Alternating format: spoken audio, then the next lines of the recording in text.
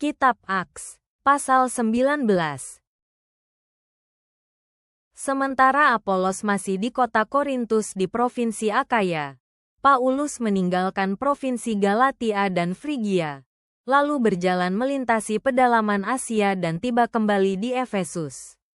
Di situ, dia bertemu dengan beberapa orang yang sudah percaya pada pengajaran bahwa Allah akan mengirim seorang raja penyelamat. Kemudian Paulus bertanya kepada mereka, "Saat kalian percaya ajaran itu, apakah kalian juga menerima Roh Kudus?" Jawab mereka, "Belum. Bahkan kami belum pernah mendengar bahwa ada Roh Kudus." Lalu dia bertanya lagi, "Kalau begitu, kalian dibaptis menurut ajaran siapa?" Jawab mereka, "Yang diajarkan Yohanes." Lalu Paulus berkata, "Yohanes membaptis orang sebagai tanda bahwa mereka sudah bertobat dari dosa-dosa mereka. Dia juga memberitahukan bahwa mereka harus percaya kepada seseorang yang akan datang sesudahnya, yaitu Kristus Yesus." Ketika mendengar perkataan Paulus itu, mereka meminta dia untuk membaptis mereka dalam nama Tuhan Yesus. Dan sewaktu Paulus meletakkan kedua tangannya pada mereka masing-masing, Roh Allah turun ke atas mereka. Orang-orang itu pun mulai berbicara dalam berbagai bahasa sesuai kemampuan yang diberikan oleh Roh Kudus. Mereka juga menyampaikan pesan dari Roh Allah. Jumlah mereka kira-kira 12 orang laki-laki. Selama 3 bulan di Efesus, Paulus sering masuk ke rumah pertemuan orang Yahudi. Dengan berani dia berdebat dan meyakinkan mereka tentang berita keselamatan dan kerajaan Allah. Tetapi beberapa orang dari antara mereka mengeraskan hati dan menolak untuk percaya kepada Yesus.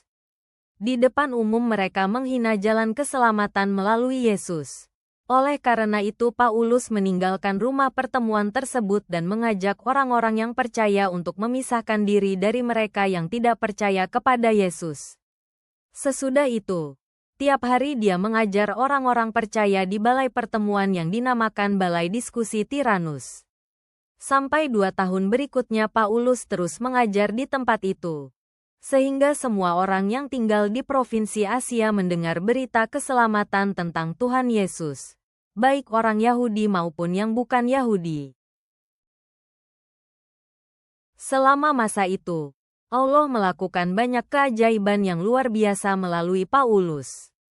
Misalnya, kalau orang-orang sakit tidak bisa datang menemui Paulus, mereka cukup memegang sapu tangan atau kain yang pernah disentuh Paulus, dan mereka pun langsung sembuh.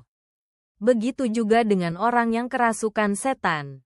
Suatu kali, ada 7 orang dukun keliling yang hendak meniru Paulus. Mereka adalah anak-anak Skewa, seorang Yahudi yang mengaku sebagai imam besar. Mereka tidak percaya kepada Yesus, tetapi berusaha mengusir roh jahat dengan menggunakan nama Tuhan Yesus. Beberapa kali mereka berkata kepada orang-orang yang kerasukan roh-roh jahat, "Hai roh jahat, dengan nama Yesus yang diberitakan Paulus, kami perintahkan kalian keluar dari orang ini." Tetapi sekali waktu, saat mereka melakukannya lagi, roh jahat yang hendak mereka usir justru menjawab lewat mulut orang yang dia rasuki, "Yesus aku kenal. Paulus juga aku tahu. Tetapi kalian bukan siapa-siapa." Orang yang kerasukan roh jahat itu tiba-tiba berdiri, menyerang, dan merobek-robek pakaian mereka. Ketujuh anak Skewa dikalahkan olehnya. Lalu mereka lari dari rumah itu dengan luka-luka dan telanjang. Ketika kejadian itu didengar oleh semua penduduk Efesus, baik orang Yahudi maupun yang bukan Yahudi, mereka menjadi ketakutan dan sangat menghormati Tuhan Yesus. Lalu banyak orang yang sudah percaya kepada Yesus datang dan mengaku di depan umum bahwa mereka pernah terlibat dalam ilmu sihir. Bahkan banyak dari antara mereka mengumpulkan kitab-kitab sihir mereka dan membakarnya di hadapan semua orang. Kalau dihitung-hitung, harga semua buku itu kira-kira 50.000 keping uang perak. Dengan demikian, berita keselamatan tentang Tuhan Yesus semakin tersebar dan semakin besar pengaruhnya. Setelah semua peristiwa itu, Paulus berencana pergi ke Yerusalem dengan melewati Makedonia dan Akaya. Dia juga berkata, "Sesudah dari sana, saya harus mengunjungi Roma." Lalu Paulus mengirim 2 orang kepercayaannya, yaitu Timotius dan Erastus, untuk mendahuluinya ke provinsi Makedonia. Sementara itu, dia sendiri masih tinggal beberapa waktu di provinsi Asia. Kira-kira pada waktu itu, terjadilah kerusuhan besar karena orang-orang menentang jalan keselamatan yang diajarkan oleh Paulus. Masalah ini dimulai dari seorang pengusaha bernama Demetrius. Dia mempunyai usaha kerajinan perak. Di kota itu terdapat kuil Dewi Artemis. Demetrius bersama rekan-rekan usahanya membuat hiasan miniatur berbentuk kuil itu untuk dijual kepada para penyembah Artemis. Jadi semua yang terlibat dalam usaha itu mendapat penghasilan besar.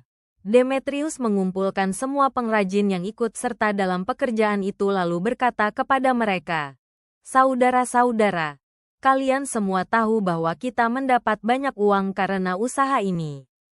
Tetapi sekarang kalian sendiri melihat dan mendengar bahwa Paulus sudah menghasut banyak orang dengan berkata, dewa-dewi yang dibuat oleh tangan manusia tidak hidup dan tidak berkuasa atas apapun.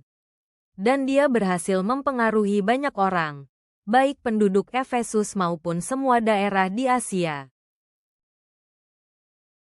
Gara-gara si Paulus itu, pekerjaan kita akan dirugikan. Yang lebih parah, penyembahan dewi kita akan dianggap sia-sia, dan keagungan Artemis diinjak-injak. Sungguh celaka, padahal dialah Dewi Agung yang dipuja oleh semua orang di Asia, bahkan seluruh dunia." Mendengar perkataan Demetrius, hati orang-orang itu menjadi panas dan mereka berteriak-teriak, "Besarlah Artemis, Dewi orang Efesus!" Lalu timbullah huru-hara di seluruh kota. Kedua teman Paulus yang dari Makedonia, yaitu Gaius dan Aristarkus, ditangkap dan diseret beramai-ramai memasuki stadion. Melihat situasi itu, Paulus ingin masuk ke dalam stadion untuk berbicara kepada orang banyak. Tetapi saudara-saudari seiman mati-matian melarangnya. Bahkan beberapa pembesar di provinsi Asia yang sudah menjadi sahabat Paulus mengirim pesan supaya dia tidak masuk ke tempat itu. Keadaan di dalam stadion kacau balau. Ada yang berteriak begini, dan ada yang berteriak begitu. Sebenarnya kebanyakan orang tidak tahu untuk apa mereka berkumpul di situ. Lalu beberapa orang Yahudi mendorong maju seseorang bernama Alexander supaya dia menjelaskan bahwa yang menyebabkan masalah ini bukanlah orang Yahudi. Alexander pun berusaha menenangkan kerumunan besar itu dengan isyarat tangannya, karena dia hendak berbicara. Tetapi waktu orang banyak mengenali dia sebagai orang Yahudi, mereka berteriak-teriak selama kira-kira 2 jam. "Besarlah Artemis, Dewi orang Efesus!" Lalu sekretaris kota menyuruh orang banyak itu tenang. Sesudah itu dia berkata, "Hai orang Efesus, tidak usah ribut. Semua orang di dunia ini sudah tahu bahwa kita orang Efesus yang menjaga kuil pusat penyembahan dewi besar kita Artemis. Dan kita jugalah yang menjaga patungnya yang diturunkan dari langit. Tidak akan ada yang bisa membantah hal itu. Jadi, hendaklah kita tenang. Jangan terburu-buru mengambil tindakan. Percuma kalian membawa kedua orang itu ke sini, karena mereka tidak mencuri apapun dari kuil dewi kita, dan mereka juga tidak menghina dia. Kalau Demetrius dan teman sekerjanya marah kepada seseorang, mereka bisa membawa perkara itu ke sidang pengadilan, di mana secara teratur kedua pihak bisa saling menunjukkan kesalahan di depan para hakim. Dan kalau kalian mempunyai masalah-masalah yang lain, itu bisa kita selesaikan nanti dalam sidang rakyat yang sah. Tetapi jika kita ribut-ribut seperti hari ini, penguasa kita pemerintah Romawi bisa menyalahkan kita. Karena kalau mereka bertanya, kenapa kalian membuat kerusuhan, kita tidak bisa memberikan alasan. Sesudah berkata begitu, dia menyuruh mereka bubar. Bapa Surgawi, kami bersyukur kepadamu atas kesaksian yang kuat dari Roh-Mu yang bekerja dalam kehidupan orang-orang percaya. Saat kami merenungkan keberanian Paulus dan dampak transformasi dari iman, tolonglah kami untuk menerima kebenaran-Mu dan membagikannya dengan penuh keberanian kepada orang-orang di sekitar kami. Semoga kami juga waspada terhadap bahaya ajaran sesat, tetap berakar dalam firman-Mu.